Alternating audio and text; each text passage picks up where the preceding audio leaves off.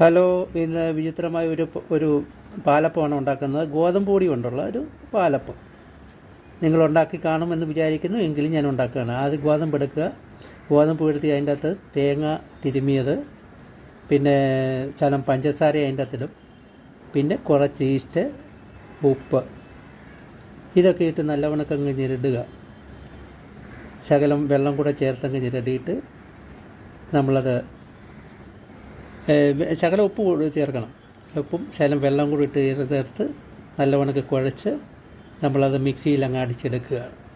ശകലം വെള്ളമൊക്കെ ഒഴിച്ച് നമ്മൾ ദോശമാവിൻ്റെ കണക്ക് തന്നെ ഒന്ന് എടുത്തിട്ട് പാത്രത്തിലെടുത്ത് അടച്ച് വെക്കുക. ഈസ്റ്റ് കൂടാതെ നോക്കിക്കോണം കേട്ടോ. അങ്ങനെ വെച്ചിരിക്കുകയാണ്. വെച്ചിട്ട് ഞാൻ ഒരു 4 മണിക്കൂർ കഴിഞ്ഞിട്ട് നോക്കിയപ്പോൾ നല്ല വീർത്ത് വന്നിട്ടുണ്ട്, തിളച്ച് വന്നിട്ടുണ്ട്. ഇനി അത് ദോശ ചുടുകയാണ്, പാലപ്പം ചുടുകയാണ്. തവയടുപ്പത്ത് വെച്ച് അടച്ച് അടിപൊളിയായിട്ടുണ്ടാക്കുകയാണ്. കാരണം നിങ്ങളൊക്കെ ഉണ്ടാക്കി നോക്കണം എങ്ങനെ ഉണ്ടെന്ന് കേട്ടോ. അടിപൊളിയാണ്, നല്ല സ്വാദാണ് കേട്ടോ. എനിക്കത് ഇഷ്ടപ്പെട്ടു. ഞാൻ ആദ്യമായിട്ട് ഉണ്ടാക്കുകയാണ്, പറഞ്ഞു കേട്ടിട്ടുണ്ട്. അതാണ് നിങ്ങളെ കൂടെ ഞാൻ കാണിച്ചത്. അതും അല്ല, അതിൻ്റെ കൂടെ കഴിക്കാനുള്ള ഒരു ചിക്കൻ കറിയും ഒക്കെ ഉണ്ടെങ്കിൽ അടിപൊളി കേട്ടോ. കഴിക്കാൻ വരിക കേട്ടോ.